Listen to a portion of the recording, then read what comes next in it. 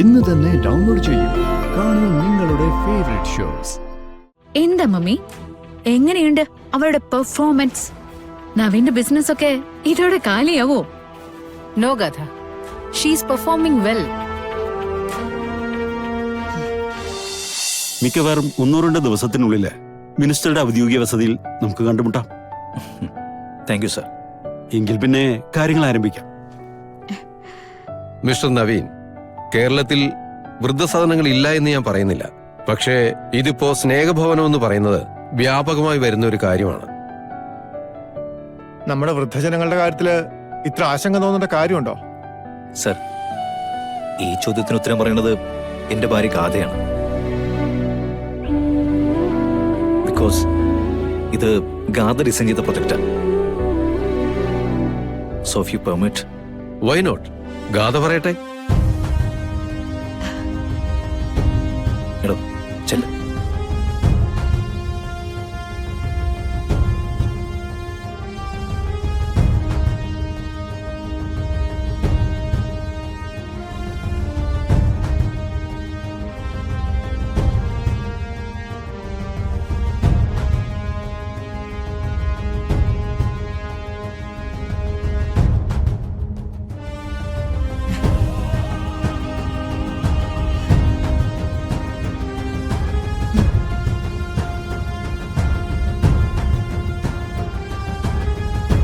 Sir, കേരളത്തിൽ ഇത്രയും സ്നേഹഭവനങ്ങളുടെ ആവശ്യമുണ്ടോന്ന് sir ചോദിച്ചു.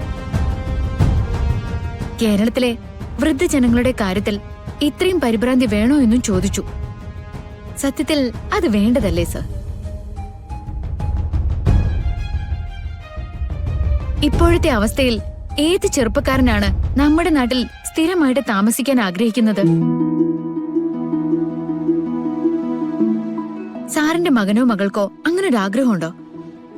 ഇവിടെ ഇരിക്കുന്ന ആരുടെയെങ്കിലും കുട്ടികൾ ഈ നാട്ടിലെ ജീവിക്കൂ എന്ന് ആഗ്രഹിക്കുന്നുണ്ടോ? ഇല്ല.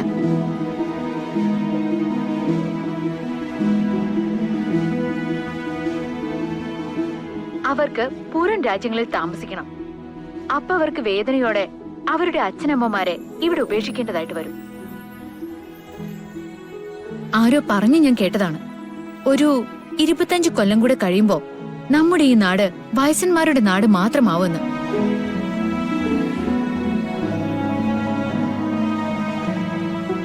പക്ഷെ ഗാഥ, അങ്ങനെ ഒരു സ്നേഹഭവനം നമ്മൾ ഒരുക്കി കൊടുത്താ അവരുടെ മനസ്സ് സന്തോഷിക്കുമെന്ന് നമുക്കെന്താ ഉറപ്പ്?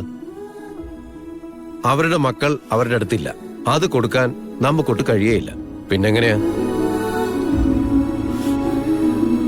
എല്ലാ മനുഷ്യർക്കും ഒരു കഴിവുണ്ട്.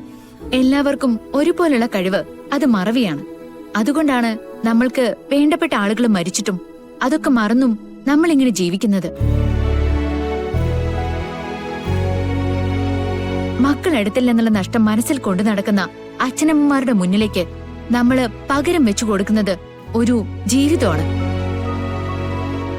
അവരുടെ പഴയ കാലവും ഇപ്പോഴത്തെ അവസ്ഥയും എല്ലാം കൂട്ടിയിണക്കിയുള്ള ഒരു ജീവിതം. അവർക്ക് പുറത്തിറങ്ങി ഒരുപാട് ദൂരമൊന്നും നടക്കാൻ പറ്റില്ല, ഓടാനോ ചാടാനോ പറ്റില്ല. പക്ഷെ അവരാഗ്രഹിക്കുന്നതെല്ലാം അവർക്ക് ചുറ്റും ഉണ്ടാവണം. അതായത് അവര് സ്നേഹിക്കുന്ന പഴയൊരു ഗ്രാമമുണ്ട്, അത് വീണ്ടും അവർക്ക് നമ്മൾ സൃഷ്ടിച്ചു കൊടുക്കണം. എന്നിട്ട് അതിനകത്ത് കുറെ കൊച്ചു കൊച്ചു വീടുകൾ അവരുടെ തുറന്ന മനസ്സിന് മുന്നിലുണ്ടാവണം.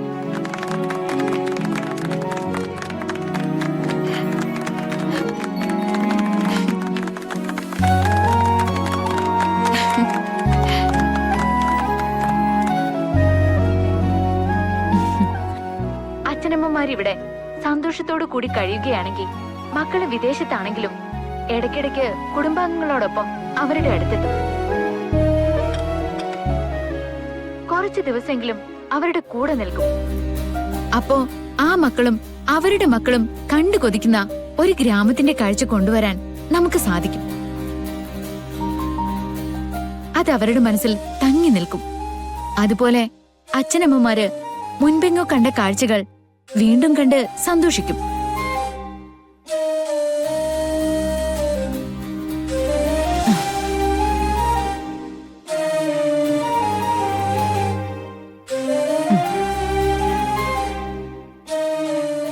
കൃഷ്ണ നമ്മൾ വിചാരിച്ചതുപോലെയല്ല.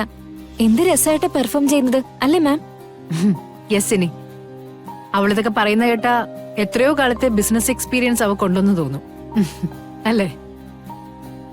പിന്നെ പ്രായമൊക്കെ ആയി രോഗമൊക്കെ കലശലാവുമ്പോ ആളുകൾ മരിക്കും. മരിക്കുന്നതിന് മുൻപ് വയ്യാത്ത അവസ്ഥയിൽ ഏതെങ്കിലും ഹോസ്പിറ്റലിലോ ICUലോ വെന്റിലേറ്ററിലോ അവരെ കിടത്തുന്ന രീതി ഒഴിവാക്കണം.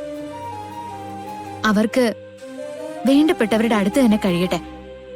അവരുടെ ഓരോ നിമിഷവും വേദനാരഹിതമാവട്ടെ, മനസ്സുകൊണ്ടും ശരീരം കൊണ്ടും.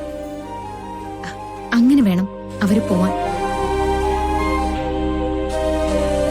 പിന്നെ ഓരോ സ്നേഹഗ്രാമത്തിന്റെയും കൂടെ ചെറിയ ചെറിയ കൃഷിയിടങ്ങൾ ഉണ്ടാക്കണം, മൃഗങ്ങളെ പരിപാലിക്കണം.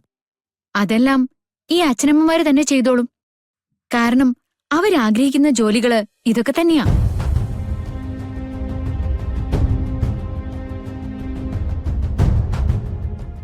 പിന്നെ കന്നുകാലികളും മറ്റും ഉണ്ടാവുമ്പോ ജൈവ മാലിന്യങ്ങളിൽ നിന്നും ഊർജ്ജോൽപാദനം നടത്താം. മഴവെള്ള സംഭരണികൾ ഉണ്ടാക്കി അതിൽ നിന്നും ജലം ശുദ്ധീകരിച്ച് കുടിവെള്ളം ഉണ്ടാക്കാം. അങ്ങനെ മൊത്തത്തിൽ നോക്കുമ്പോ നമ്മുടെ പരിസ്ഥിതിക്ക് ഒരു കോട്ടവും തട്ടാതെ അതിനെ പരിപാലിച്ചുകൊണ്ട് നമ്മളൊക്കെ ആഗ്രഹിക്കുന്ന ഒരു ഗ്രാമം നമുക്കുണ്ടാക്കുകയും ചെയ്യാം.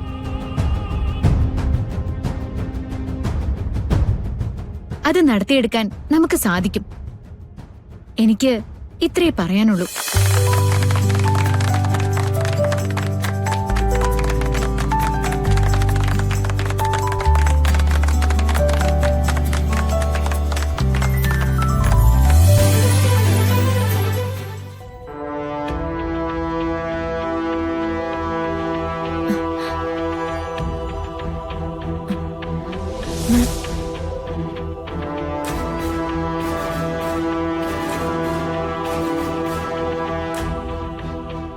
എന്താ മമ്മി, എങ്ങനെയുണ്ട് അവരുടെ പെർഫോമൻസ്? നവീന്റെ ബിസിനസ് ഒക്കെ ഇതോടെ കാലിയാവോ? No Gatha, she's performing well. Actually government ഒഫീഷ്യൽസും മന്ത്രിയുടെ സെക്രട്ടറിയൊക്കെ കൃഷ്ണയുടെ പെർഫോമൻസിൽ നടുങ്ങിയിരിക്കുക.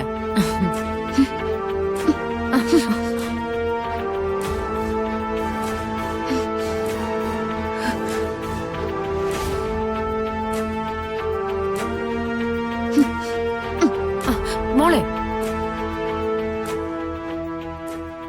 ഗാഥ പറഞ്ഞത് സത്യമാണ്.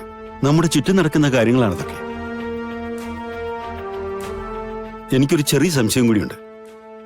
ഗാഥയെ പോലെ സമൂഹത്തിൽ ഇത്ര ഉയർന്ന നിലവാരത്തിൽ ജീവിക്കുന്ന ഒരാൾ എങ്ങനെയാണ് ഇത്ര സൂക്ഷ്മമായി ഇതൊക്കെ മനസ്സിലാക്കുന്നത്? ഇതൊക്കെ ഞാൻ ജീവിച്ച ചുറ്റുപാടിൽ നിന്നും എനിക്ക് കിട്ടിയതാണ് സർ.